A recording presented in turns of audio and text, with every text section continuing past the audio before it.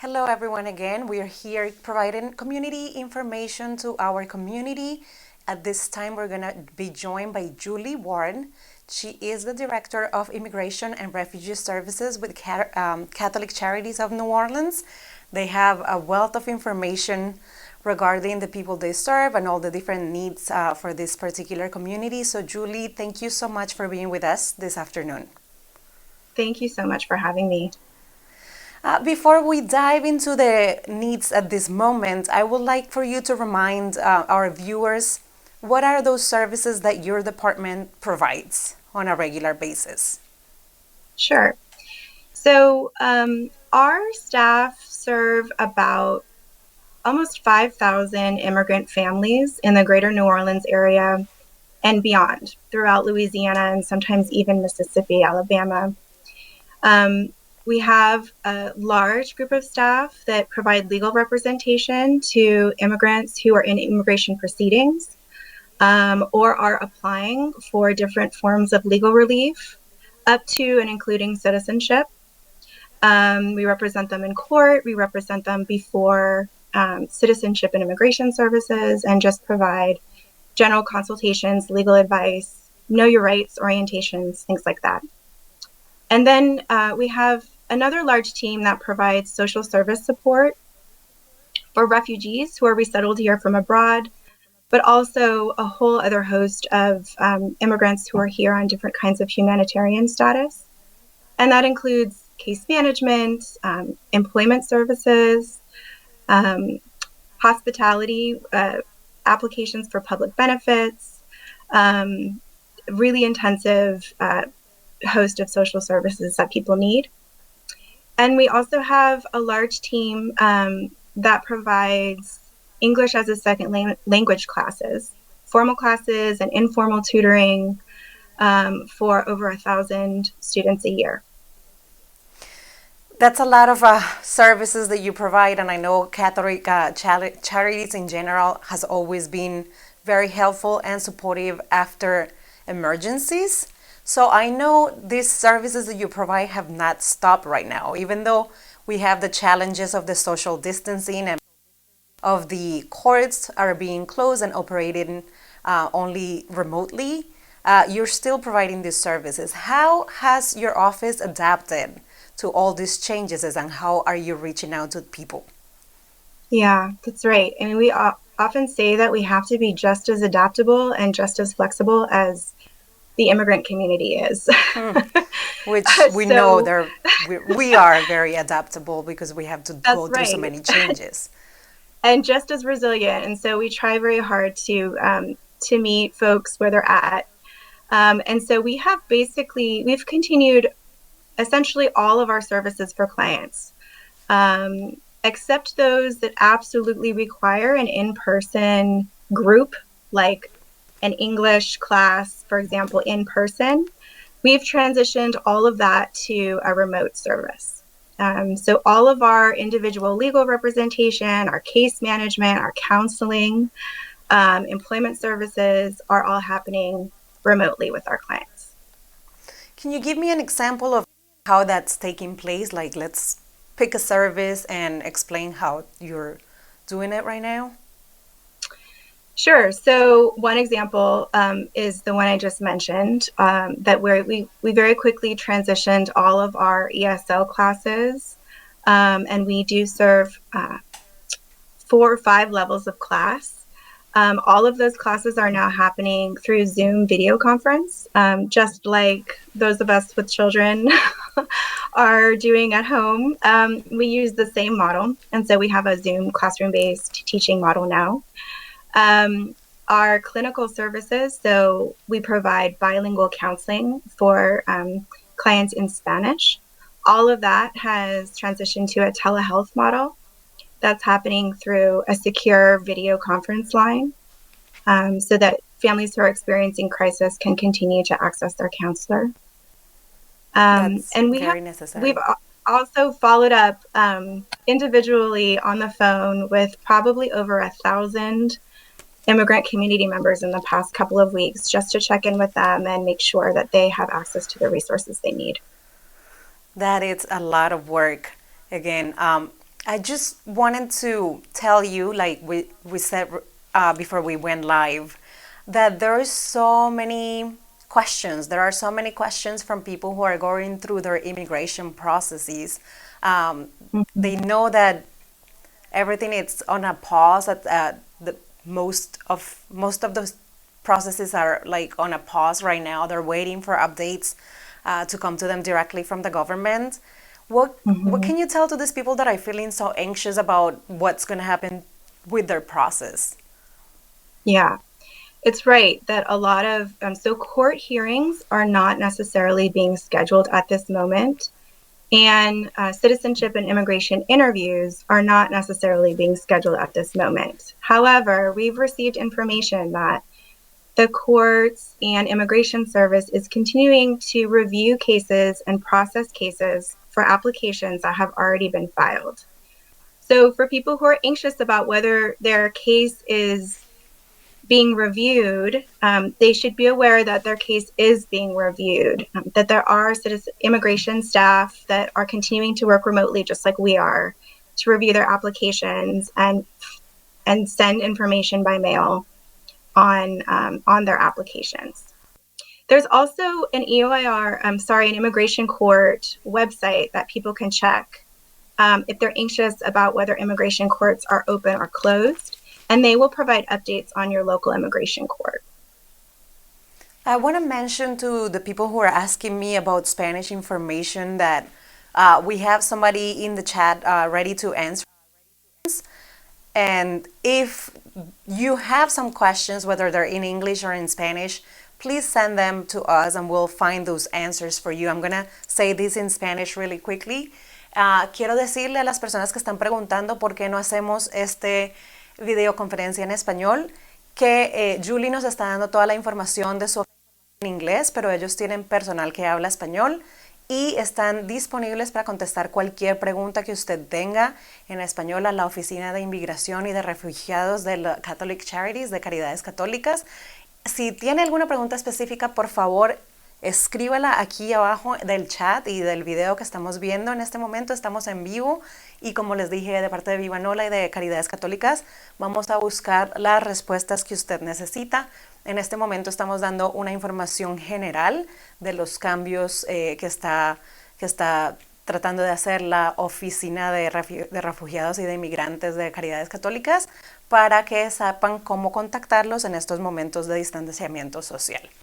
Julie, thank you for being with us again. I want to continue our explain to people that questions in the various languages that you provide information with are welcome, and we will send them to you directly if you don't have access to them at the moment, which I see that they're answering from your office. So thank you to, I forgot her name, for doing this. Charlotte, yeah. Yes. And so, and I just want to mention that so that people know that you do provide these services and information in different languages and that you are working right now in creating a packet with a lot of information. Tell me about that. That's right. So our team has put together a really extensive online resource document that we compiled specifically for the immigrant community in light of the coronavirus response needs in Louisiana. And so it includes information that's relevant to the immigrant community on important government announcements, updates, as well as national and community resources in the areas that we have been getting lots of questions on, which include food, housing, physical health resources, mental health resources, education, school, employment and unemployment relief, legal assistance, court closures, law enforcement, public benefits, utilities, childcare, everything. And we have shared that resource guide with our community partners that are working directly with immigrants in the community so that they can use it as a referral guide.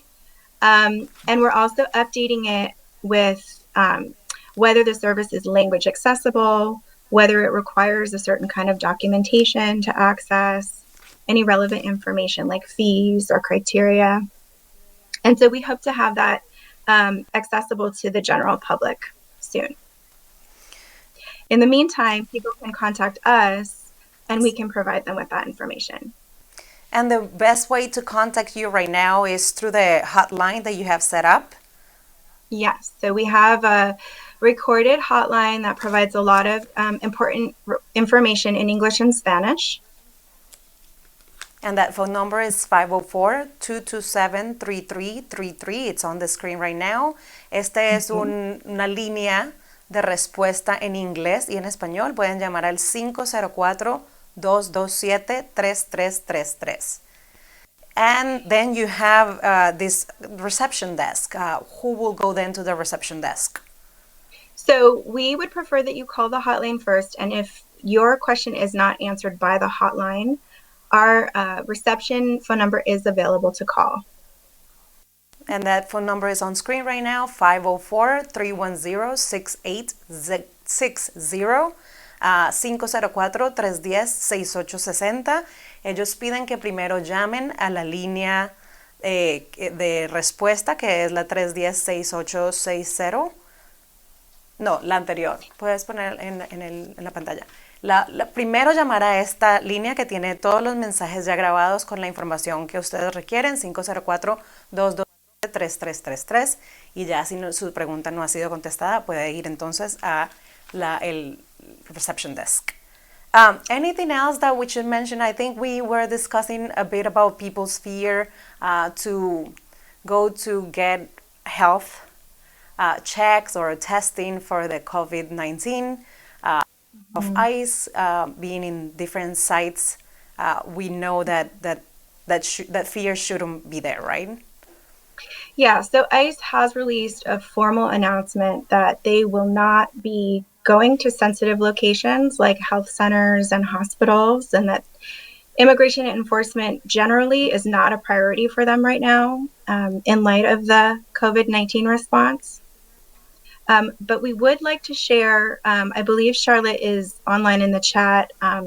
We do have some resource documents on health that are still available, where people can go to access testing and other physical health and mental health resources, as well as Know Your Rights documents on employment and education. And so we can provide the links to the community in the chat box, and that might be a helpful resource to folks right now.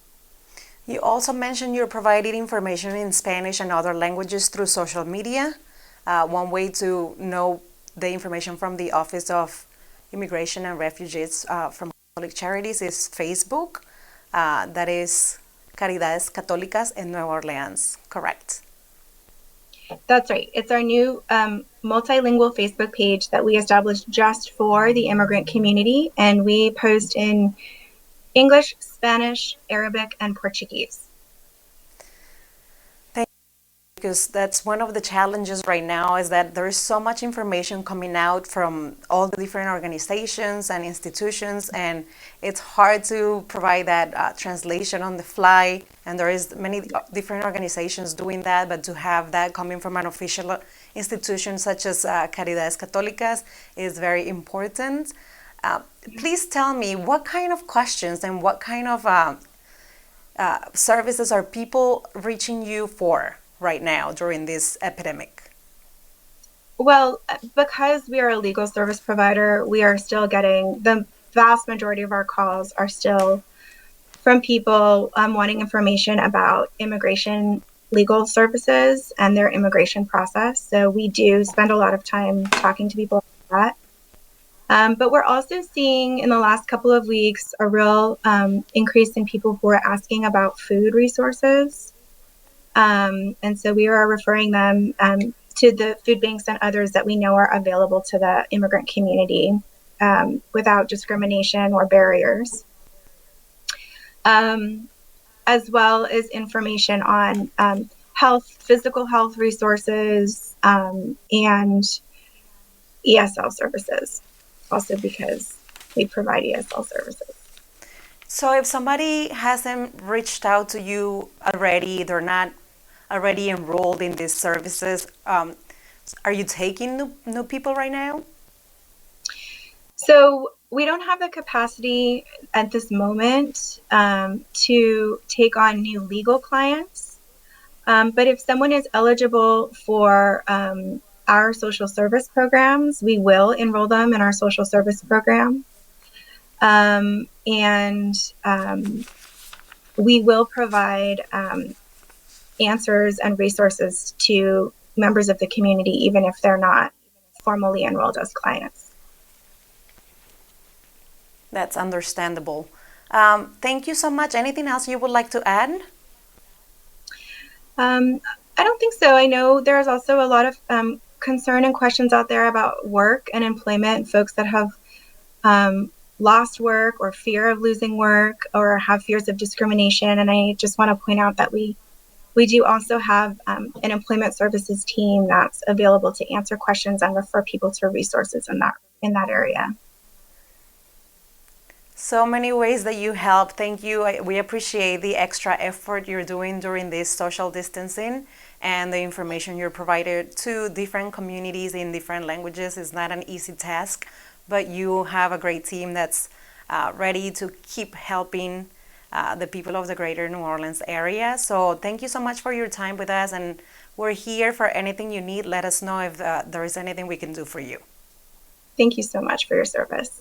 Have a nice weekend. We'll be in touch. You Thank too. you. Okay. Once again, thank you for joining us. We're going to continue to have these community updates as much as we can with different organizations, officials, businesses. Any questions you have, please send us via our social media channels, Viva Nola Mag, Viva_Nola in Instagram, and via our website, vivanolamag.com. I'll see you next time. Stay safe.